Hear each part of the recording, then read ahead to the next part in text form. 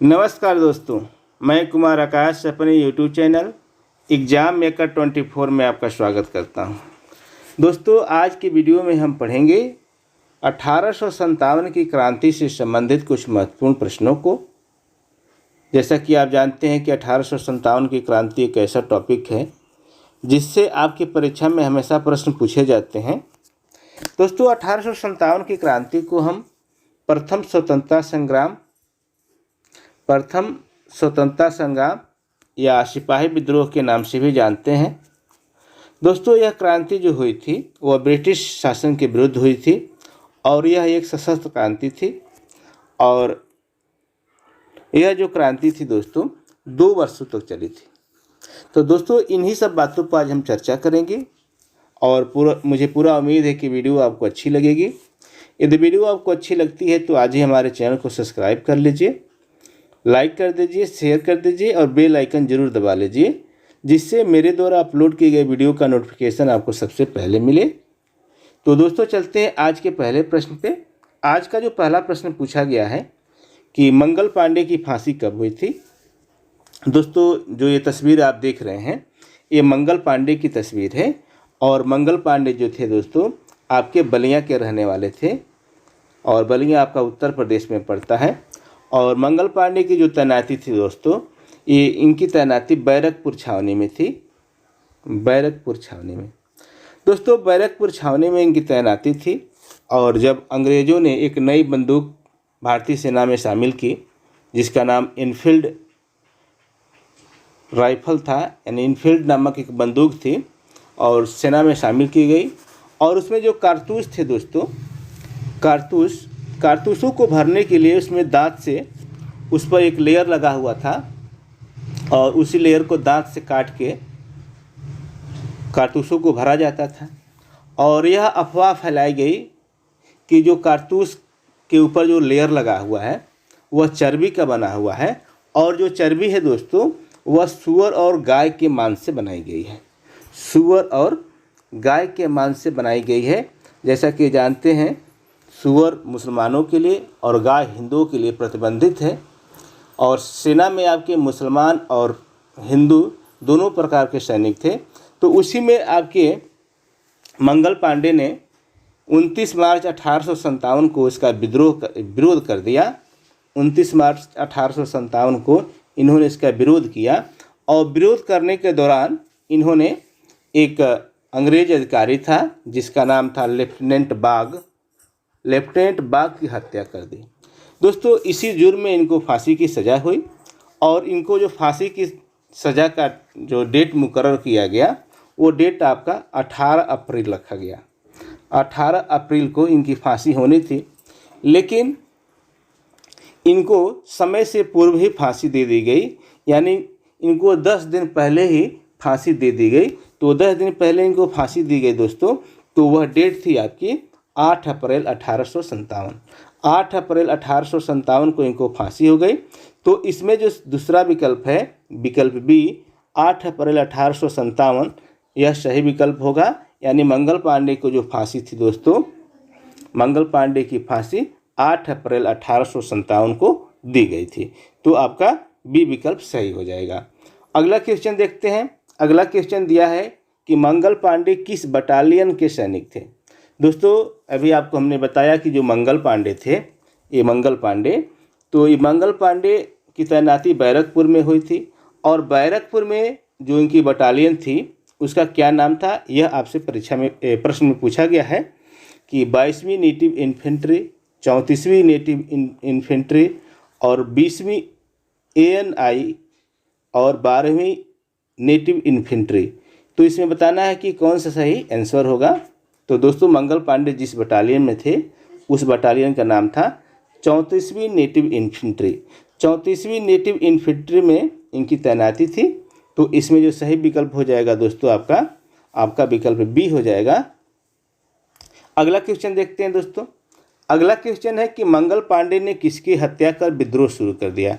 दोस्तों, आपको अभी हमने बताया कि मंगल पांडे ने लेफ्टिनेंट बाग की हत्या की थी और ह्यूसन नामक एक अधिकारी था, यह ह्यूसन, इसको गोली मारकर घायल कर दिया था। तो इसमें जो आपका सही आंसर हो जाएगा वो आंसर विकल्प ए हो जाएगा।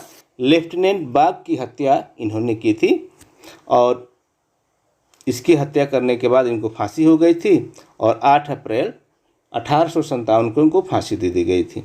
नेक्स्ट क्वेश्चन है दोस्तों कि 1857 की क्रांति का विद्रोह मेरठ की किस बटालियन ने शुरू किया। दोस्तों 1857 की क्रांति का जो विद्रोह हुआ उसकी शुरुआत मेरठ से मानी जाती है। कहाँ से मानी जाती है? मेरठ से। और मेरठ में यह जो क्रांति चालू हुई थी दोस्तों वो 10 मई से चालू हुई थी, जबकि इसकी शुरुआत आपकी 31 मई से होनी थी, 31 मई से, लेकिन यह समय से पूर्व यह क्रांति चालू हो गई और इसके विफलता का यह एक कारण रहा और यह जो क्रांति चालू हुई दोस्तों 10 मई से चालू हो गई। तो आपसे पूछा गया है कि 1857 की क्रांति का विद्रोह मेरठ के किस बटालियन ने शुरू किया। तो दोस्तों इसमें आपका जो सही आंसर होगा वो होगा आपका 3rd कैवलरी रेजिमेंट द्वारा इसका सबसे पहले विद्रोह चालू किया था इसी रेजिमेंट ने। तो आपका ए वाला विकल्प सही हो जाएगा। 10 मई को इन्होंने चालू किया था और 11 मई को इन्होंने दिल्ली पहुंच के वहां पे कब्जा जमा लिया था और वहीं पे बहादुर शाह जफर को अपना नेता घोषित कर दिया था। तो इसमें जो सही आंसर हो जाएगा आपका विकल्प ए हो जाएगा। अगला क्वेश्चन देखते हैं। अगला क्वेश्चन है कि 1857 के नेतृत्वकर्ता एवं स्थान का सही मिलान कीजिए। दोस्तों इसमें एक तरफ नेतृत्व करने वाले लोग हैं और एक तरफ उनका स्थान है, तो आपको बताना है कि कौन सा इसमें विकल्प सही होगा। और पहला जो दिया है आपका लियाकत अली। दोस्तों जो लियाकत अली थे इनका संबंध इनका संबंध इलाहाबाद और वाराणसी से था। कहाँ से था? इलाहाबाद और वाराणसी से इन्होंने इसका नेतृत्व किया था। तो आपका जो सही विकल्प ए का जो मिलान हो जाएगा आपका इलाहाबाद हो जाएगा। जबकि हजरत महल दोस्तों इन्होंने लखनऊ से विद्रोह का नेतृत्व किया और हजरत महल के बाद इनके पुत्र ब्रिजेश कादिर ने इसका नेतृत्व किया था। तो हजरत महल आपका लखनऊ हो जाएगा। जबकि बख्त खान दोस्तों जो बख्त खान थे बरेली के रहने वाले थे और इन्होंने अपने 10 सैनिकों के साथ दिल्ली में पहुंचा था और वहां से इन्होंने नेतृत्व किया था। तो बख्त खान आपका दिल्ली हो जाएगा। जबकि कुंवर सिंह जो बिहार के रहने वाले थे, बाबू कुंवर सिंह, इन्होंने बिहार के जगदीशपुर में क्रांति का नेतृत्व किया था। तो इसके हिसाब से देखा जाए तो आपका जो सही विकल्प होगा पहला का आपका दूसरा सही होगा। पहला का दूसरा यानी 2 विकल्पों में दिया गया है। तो आपका ए तो नहीं होगा और सी भी नहीं होगा। इसमें बी और डी में आपका सही आंसर होगा। तो पहला का दूसरा हो गया और बी का आपका चौथा। तो बी का चौथा आपके बी वाले विकल्प में दिया गया है। तो आपका जो सही आंसर हो जाएगा दोस्तों 2 4 3 1 हो जाएगा। 2 4 3 1 इसका सही आंसर हो जाएगा। नेक्स्ट क्वेश्चन देखते हैं दोस्तों। अगला प्रश्न देखते हैं। अगला प्रश्न पूछा गया है नाना साहब के संबंध में निम्न कथनों पर विचार कीजिए। नाना साहब के संबंध में कुछ कथन दिए गए हैं, आपको बताना है कि कौन कौन से इसमें कथन सत्य हैं। दोस्तों यह जो आप फिगर देख रहे हैं, तस्वीर जो देख रहे हैं, ये नाना साहब की तस्वीर है। ये आपके नाना साहब हैं और आपके तात्या टोपे हैं। दोस्तों जो पहला कथन कर रहा है कि नाना साहब ने 1857 की क्रांति का नेतृत्व कानपुर से किया, जबकि दूसरा कह रहा है कि नाना साहब का एक नाम धोधू पंथ भी था और तीसरा है कि तात्या टोपे नाम नाना साहब के सेनापति थे और नाना साहब की पेंशन अंग्रेजों ने रोक दी थी।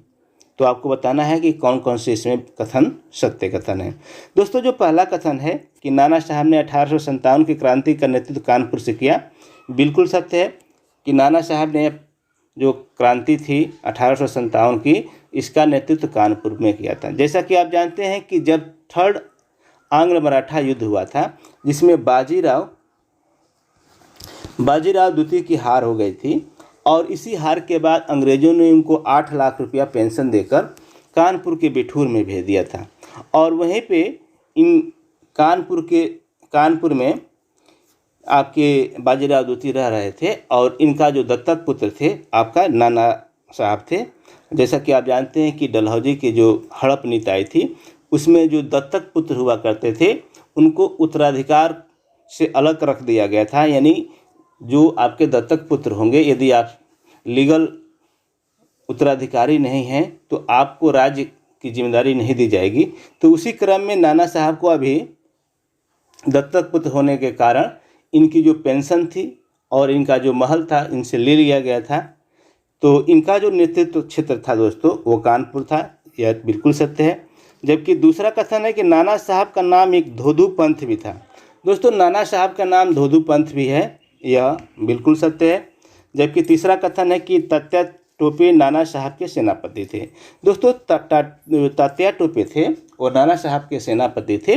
बाद में इन्होंने जाकर आपके झांसी के रानी के साथ अपनी सेना को मिलाकर अंग्रेजों के खिलाफ लड़ा था। और तात्या टोपे का एक नाम है दोस्तों, एक और नाम इनका नाम आता है, नाम है आपका रामचंद्र पांडुरंग। रामचंद्र पांडुरंग इनका एक उपनाम है। तो आपका तीसरा भी कथन सत्य होगा। जबकि चौथा है कि नाना साहब की पेंशन अंग्रेजों ने रोक दी थी।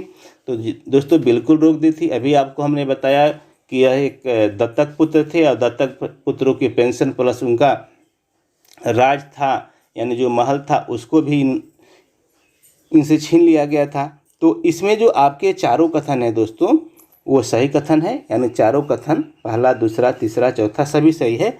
तो इसलिए जो विकल्प सही होगा आपका विकल्प डी सही हो जाएगा। और जैसा कि देख रहे हैं तस्वीरों में तात्या टोपे और नाना साहब को, यही इनकी तस्वीरें हैं। और इसमें जो आपका सही विकल्प हो जाएगा विकल्प डी सही हो जाएगा। अगला क्वेश्चन देखते हैं दोस्तों। अगला क्वेश्चन है कि रानी लक्ष्मीबाई का वास्तविक नाम था। 4 नाम दिए गए हैं, मणिकर्णिका, मणिमेखलम और झांसी की रानी, और इनमें से कोई नहीं।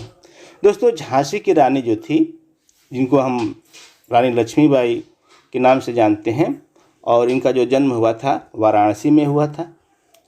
वाराणसी यहीं पे इनका जन्म हुआ था। और इनकी शादी जो हुई थी दोस्तों गंगाधर राव से हुई थी, यानी गंगाधर राव से इनकी शादी हुई थी। और जब गंगाधर राव की मृत्यु हो गई, जैसा कि आप जानते हैं कि महारानी लक्ष्मीबाई ने एक दत्तक पुत्र को अडॉप्ट किया था, गोद लिया था, जिसका नाम दामोदर राव था। दामोदर राव था। तो दामोदर राव एक दत्तक पुत्र होने के कारण और हड़प नीति के तहत इनके राज्य को अपने राज्य में मिला लिया गया था। तो उसी के खिलाफ इन्होंने विद्रोह किया और अंग्रेजों से लड़ी। तो आपका जो प्रश्न पूछा जा रहा है कि रानी लक्ष्मीबाई का वास्तविक क्या नाम था, तो दोस्तों इनका वास्तविक नाम मणिकर्णिका था। क्या था दोस्तों? मणिकर्णिका था। जबकि इनके बचपन का नाम मनु था।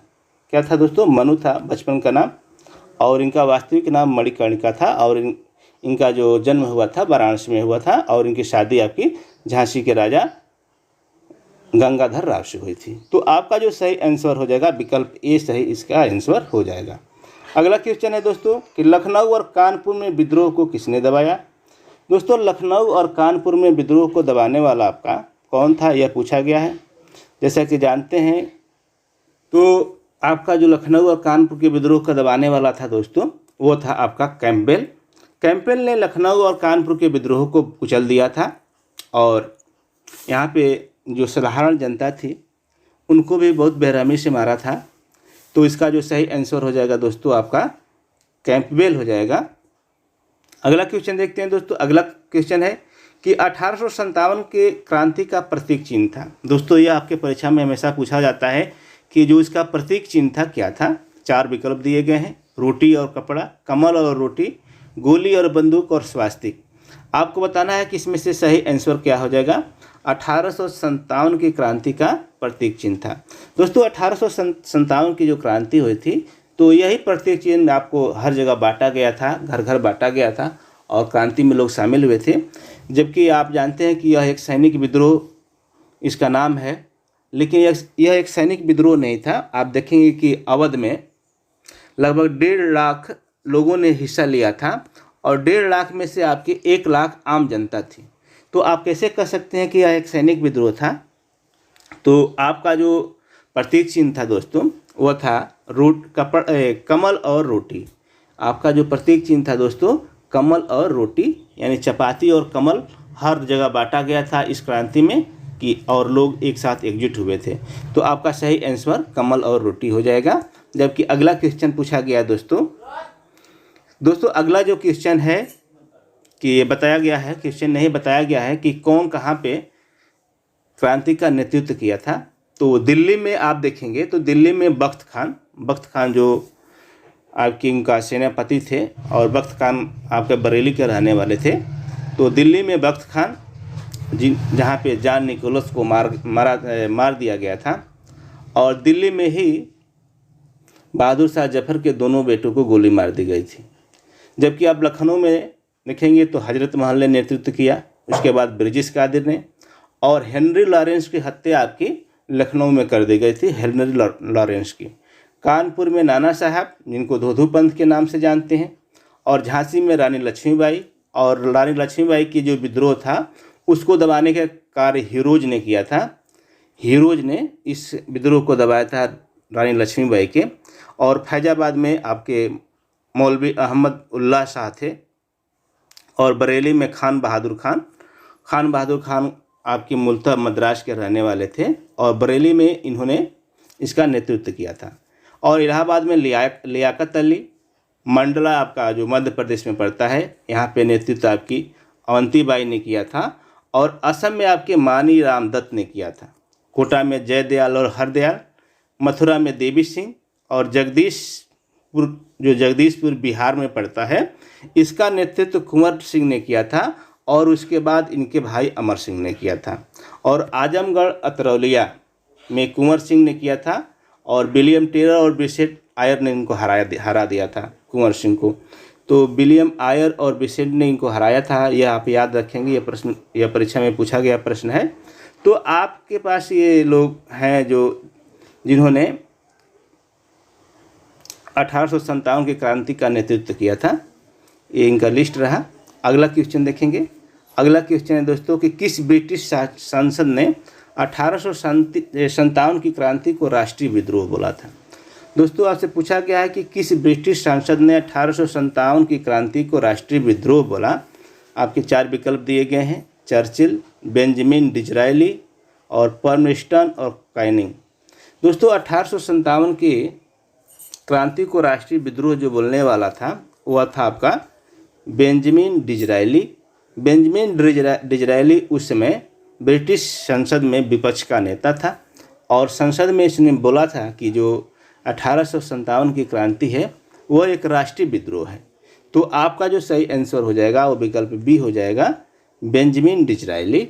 जबकि अगला क्वेश्चन पूछा गया है कि 1857 की क्रांति के संबंध में किस इतिहासकार ने बोला, इतिहासकार रहेगा यहाँ पे, बोला कि यह विद्रोह न तो राष्ट्रीय था, न ही प्रथम, न ही स्वतंत्रता संग्राम था। दोस्तों इस तरह का स्टेटमेंट देने वाला कौन सा इतिहासकार था, आपसे पूछा गया है कि वीर सावरकर थे, कि आरसी मजूमदार थे, एसएन सेन थे, और बेंजामिन डिज़रायली। दोस्तों वीर सावरकर जो थे इस क्रांति को प्रथम स्वतंत्रता संग्राम बोला था, और अपनी किताब लिखी थी first war of the independence. तो उसी में बोला था कि यह जो क्रांति थी यह प्रथम स्वतंत्रता संग्राम थी, इसको बोलने वाले वीर सावरकर थे। जबकि आरसी मजूमदार ने बोला था कि यह विद्रोह न तो राष्ट्रीय था, न ही प्रथम था, न ही स्वतंत्रता संग्राम था। तो आपका जो सही विकल्प हो जाएगा विकल्प बी हो जाएगा। जबकि एसएन सेन थे, सुरेंद्र नाथ सेन, ये सरकारी इतिहासकार थे, और इन्होंने अपनी किताब लिखी, किताब का नाम ही 1857 था, एसएन सेन की ये किताब थी। तो आपका जो सही आंसर हो जाएगा विकल्प बी हो जाएगा, आरसी मजूमदार।